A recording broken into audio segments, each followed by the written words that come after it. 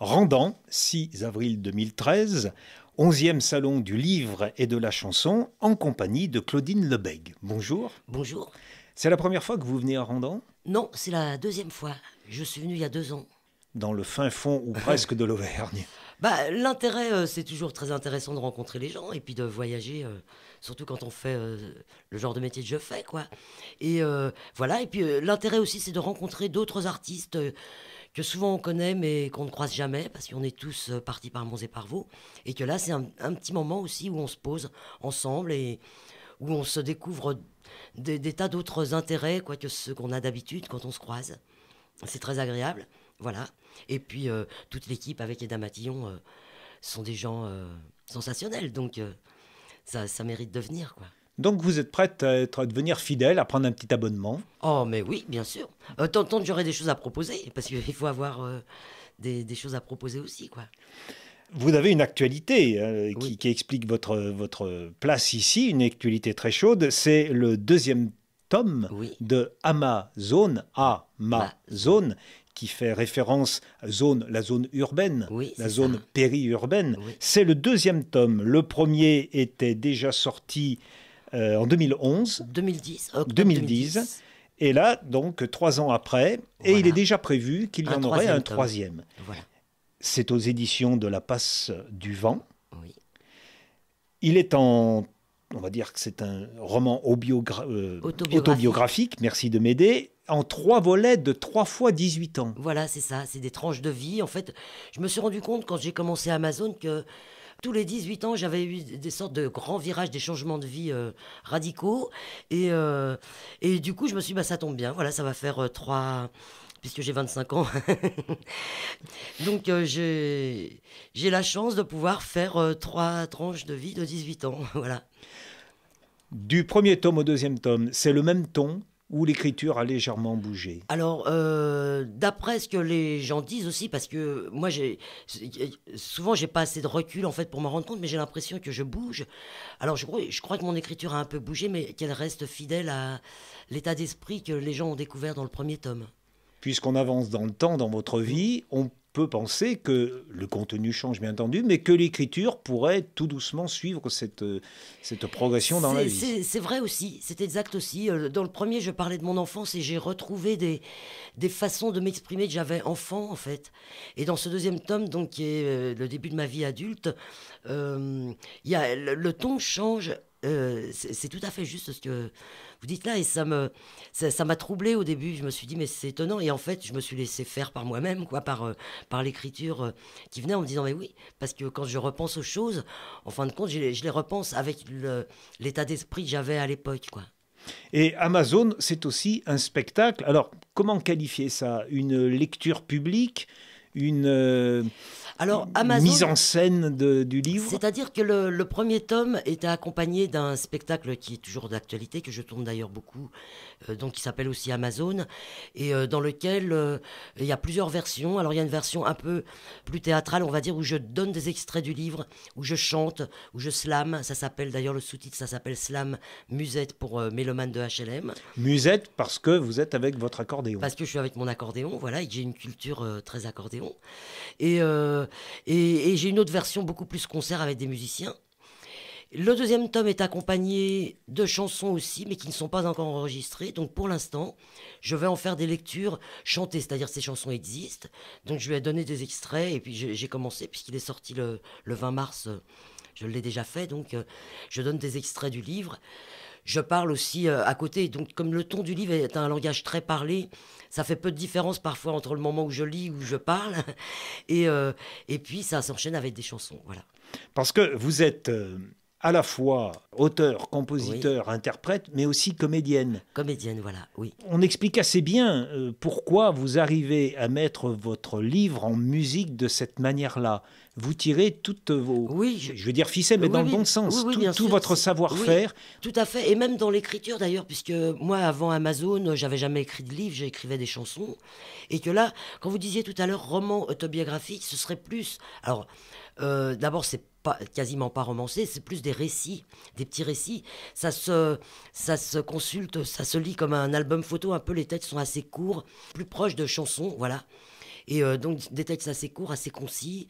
Et donc j'ai mis au service en fait du livre effectivement toutes les façons que j'avais d'écrire et de retrouver des personnages comme j'en retrouve en théâtre.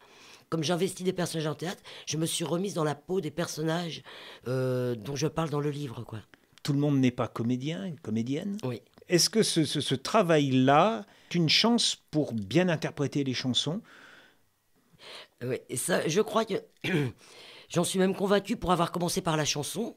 Donc je chantais, j'ai chanté pendant longtemps, je chantais avec la moitié de mon corps, on va dire, la partie haute de mon corps. Et quand je suis devenue comédienne, j'ai réalisé à quel point je n'utilisais pas, c'est-à-dire chanter, c'est aussi utiliser le bout de ses doigts de pied. Enfin, c'est le corps tout entier de la première mèche de cheveux jusqu'au bout des ongles des doigts de pied, quoi, hein. Et j'ai découvert une telle force supplémentaire aux interprétations. Je me suis mis en réalité, je pense, moi, qu'un chanteur devrait toujours passer par, à un moment donné, du théâtre. Je trouve que c'est indispensable. Même parce que là, je parle d'une certaine forme de chanson, on va dire, très interprétée, enfin, avec du texte, des chansons presque jouées, mais même ce qu'on appelle la pop, etc., qui sont des chansons avec plus de distance dans les textes, sont malgré tout aussi des rôles à tenir, et je pense que le travail théâtral est bon pour tous les styles de chansons, quoi. Chaque chanson est une petite pièce de théâtre en modèle réduit. Oui, oui, oui, tout à fait. Avec un personnage. Un roman, chaque chanson est un roman de 500 pages. Qui n'est pas forcément l'histoire de l'interprète. Ce que vous me dites, ça justifie votre participation dans des ateliers qui portaient le nom de Musique à l'usine. Oui, c'est une association donc, qui est installée à Saint-Julien-Molin-Molette dans la Loire. Alors on est dans le fief de Michel Bernard. Voilà, et qui est à l'initiative d'ailleurs de Michel Bernard, bien sûr, et donc qui existe depuis 12 ans maintenant, je crois. Donc on est toute une équipe à avoir été dans Musique à l'usine autour de Michel, et on a animé pendant de longues années des ateliers, interprétation, écriture, chorale, chœur, etc. Et puis voilà, et puis à un moment donné, on a fait des petites pauses, on va dire, on est devenu biennal plutôt. Et puis là, cette année recommence donc un stage. Qui participe à ces stages, à ces ateliers? Vous voulez dire les candidats qui à ces vient, ateliers? oui. Alors c'est très très très varié. Ça peut être quelqu'un autant au niveau de l'écriture que de l'interprétation qui n'a quasiment pas ou peu chanté, des professionnels aussi qui viennent trouver d'autres choses, découvrir de nouvelles choses. C'est extrêmement ouvert. Tous les âges sont conviés. Et d'ailleurs, mais peut-être que, puisque Michel Bernard est aussi sur le salon, elle vous en parlera mieux que moi tout à l'heure pour le programme, parce que malgré tout, moi j'anime un atelier cette année à Saint-Julien, mais je ne fais pas partie de l'équipe de programmation, donc je saurais moins bien en parler qu'elle. Vous proposez aussi des concerts à la carte, c'est-à-dire aussi bien chez soi, dans les appartements, que dans les médiathèques, là où nous sommes, Oui. et puis des lectures-spectacles, mais tout azimut. Votre spectacle est à géométrie variable, il bouge, il s'accorde comme votre accordéon. Voilà, on va dire ça. Et mais c'est surtout que moi, ce que j'aime aussi, c'est répondre à des projets, à des idées. J'aime les défis, j'aime l'urgence, j'aime que quelqu'un me dise, tiens, on voudrait faire ça, et qui paraissent improbables, et que je réfléchisse dessus, et que je construise quelque chose dessus. Ça, j'adore ça. Et sinon, pour ce qui est d'Amazon, effectivement, il est déclinable en plein de versions. Il a une version sonorisée, une version acoustique que je peux faire dans des tout petits lieux pas équipés du tout, etc. De toute façon, de ce que raconte Amazon, ça raconte aussi ça, puisque c'est une histoire qui démarre dans des HLM avec une espèce de configuration un peu très, très réduite où il faut inventer les choses. Il faut toujours inventer pour s'en sortir. Dans les banlieues, c'est beaucoup ça. Et donc, bien évidemment, ça correspond à mon état d'esprit puisque je suis né, moi, dans ces banlieues. À Paris? Oui, en banlieue parisienne, à Villeneuve-la-Garenne, exactement, dans le 92, et que je raconte beaucoup cette vie de banlieue, la naissance des cités dans les années 60. Bien évidemment qu'Amazon, si Amazon, mon spectacle, n'est pas capable de se mouvoir comme ça n'aurait pas de sens, quoi. Dans les qualificatifs qui vous concernent, on trouve assez souvent le terme guerrier. Oui, D'où le clin d'œil avec Amazon. bien sûr, oui. Ce terme guerrier, il vous colle un petit peu trop. Vous aimeriez le Non, lâcher ou l'arrondir, non, n'y touchez pas.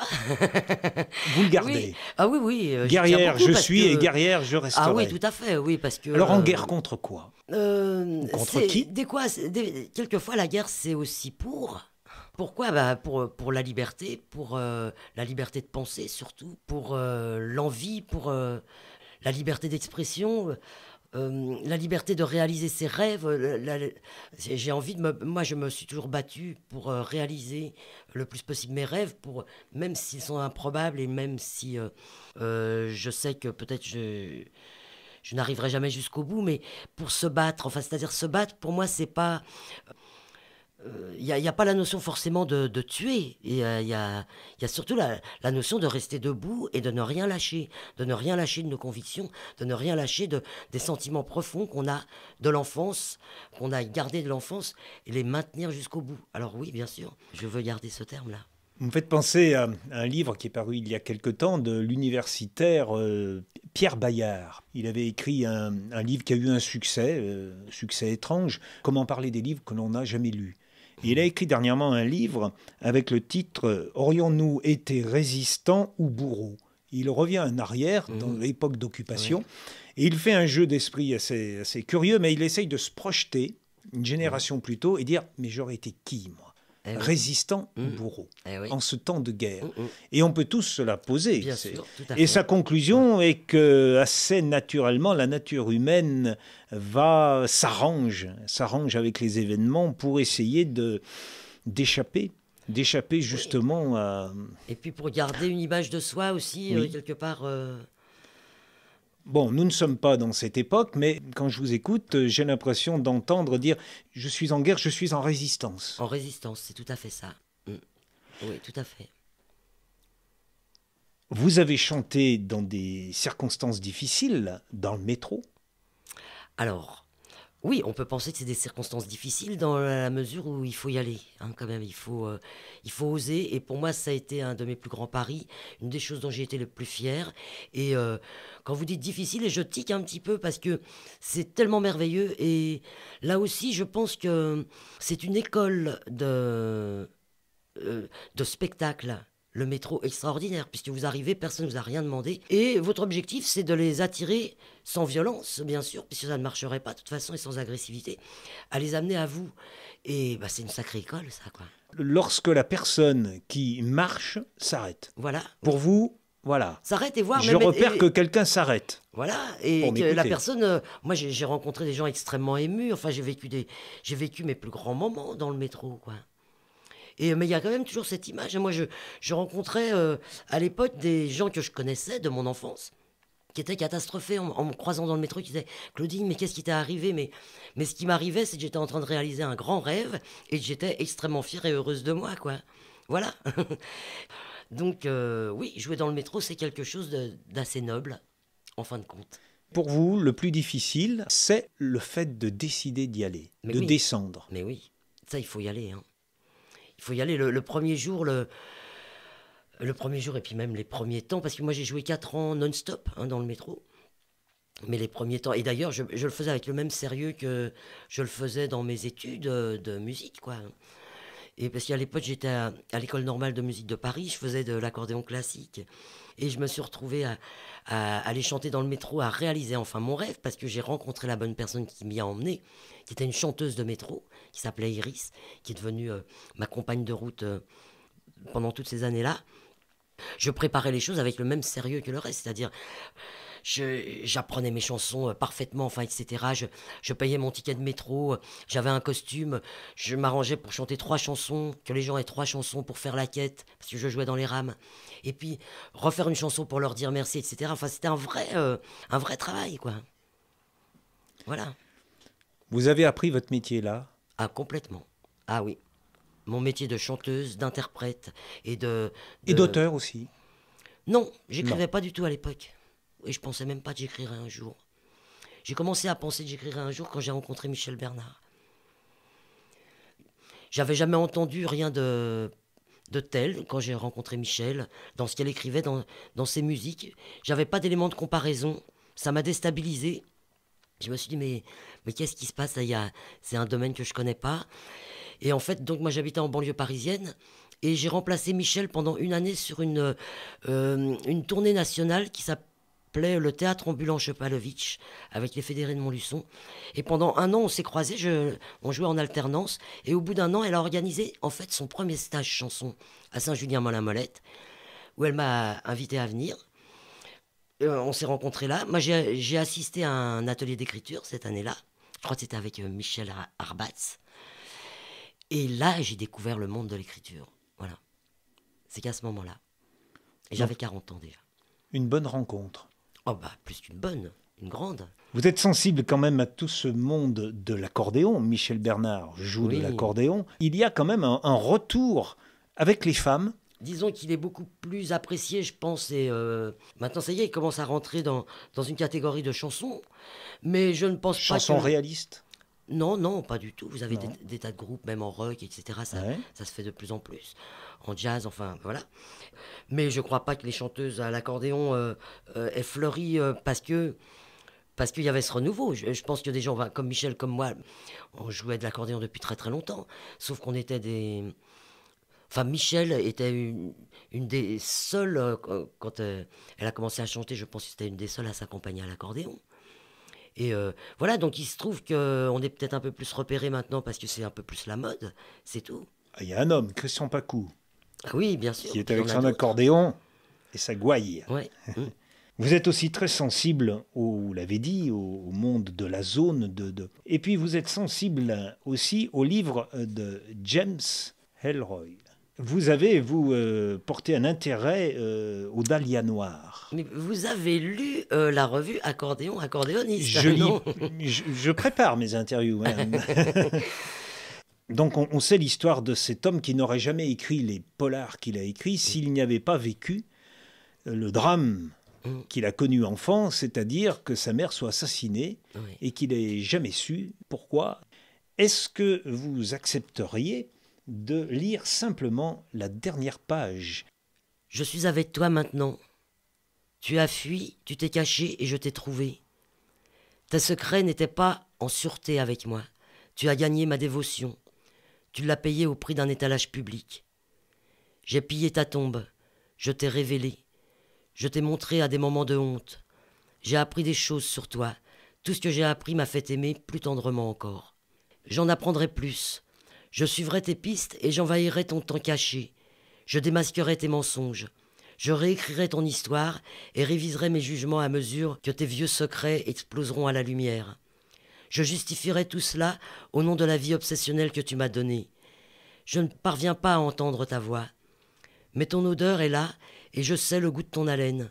Je peux sentir ta présence. Tu viens te frôler à moi. Tu n'es plus là et je veux plus. Plus de toi. Il me semblait que le rythme de ce texte ressemblait, avait une certaine famille avec votre écriture. Ah bah complètement, et ça m'a troublé parce que je me souvenais pas du tout de... mais celui-là, est-ce que... Si, je l'ai lu, mais ça m'a vraiment troublé. Et puis parce que c'est quasiment, je me dis, ce que j'aurais pu écrire ou ce que pourrait écrire mon fils, quoi. C'est... Bon, merci. Non, merci à vous d'avoir accepté de l'avoir lu. Si j'avais une chose à dire, à penser, puis qui m'obsède un petit peu actuellement, c'est celle-ci, ne rien lâcher. Résistons. Résistons. Merci, Claudine Lebègue. Merci.